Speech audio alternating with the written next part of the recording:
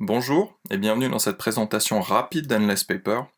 Endless Paper est une app pour tablette qui permet à l'utilisateur de prendre des notes manuscrites, mais également de dessiner schémas et croquis, et le tout sur une surface infinie. Alors, infini, qu'est-ce que ça veut dire exactement? Bien, je vais vous montrer. En fait, il se trouve que depuis le début de cette présentation, je suis dans Endless Paper, je vais simplement sortir du mode présentation. Alors du coup, comment ça marche? En fait, c'est très simple. Si vous savez vous servir d'un stylo, vous savez vous servir d'Endless Paper, je vais vous montrer. Vous pouvez tout simplement dessiner de cette façon-là. Évidemment, vous pouvez également écrire.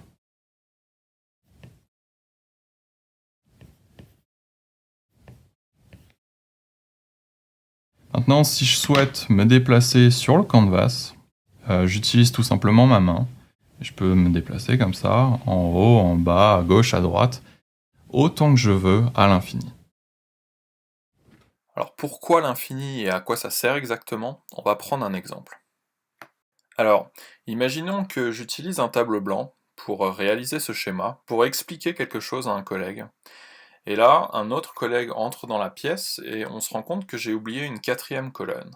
Alors, si ce cas de figure se réalisait sur un réel tableau blanc physique, j'aurais pas 36 solutions, soit j'efface tout et je recommence tout depuis le début, comme ça arrive très souvent avec les tableaux blancs, soit j'essaie de caser tout mon contenu sur le côté comme ici, mais on se rend vite compte que c'est pas terrible. Avec Endless Paper, je n'ai pas du tout ce problème-là. Si j'ai besoin de plus de place, je me déplace tout simplement sur le côté, et je continue mon schéma. C'est vraiment très important d'avoir cette liberté de pouvoir s'affranchir des limitations du support physique. Lorsqu'on s'engage comme ça dans un processus d'exploration d'une idée, ou lorsqu'on a un problème qu'on essaie de visualiser pour le résoudre, on ne connaît pas a priori les limites de tout ça, et tout le processus de réflexion sert justement à le déterminer. Et c'est bien souvent ce qui nous aide à mieux cerner le problème. Donc prenons un autre exemple. Imaginons que je sois designer d'interface et que je travaille sur un site web.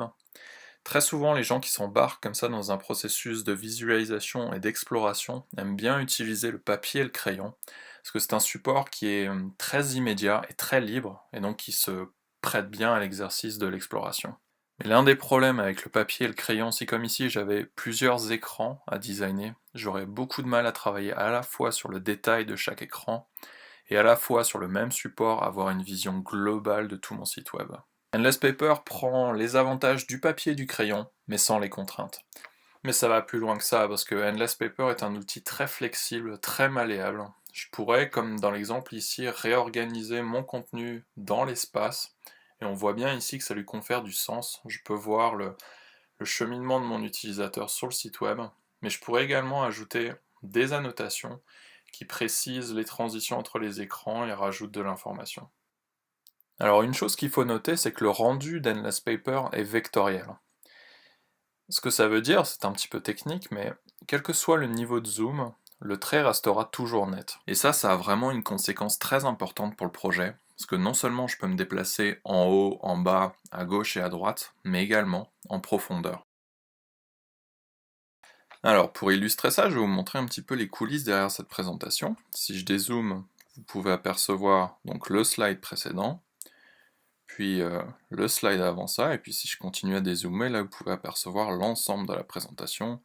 Il y a même des zones de template ici. Alors là vous pouvez apercevoir par exemple comment j'ai organisé mes slides dans l'espace pour cette présentation.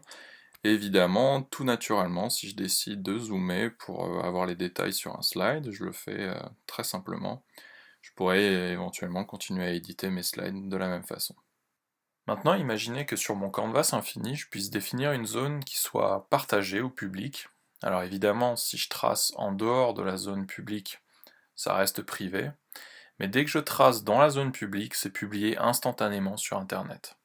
Alors on peut imaginer plusieurs applications pour ça, hein, typiquement réseaux sociaux ou blog. Alors ici, ça serait un journal pas intime hein, pour le coup, mais très personnel, parce que c'est mon écriture manuscrite. Il serait vraiment facile de customiser mes publications en ajoutant des petits dessins que je ferai à la main.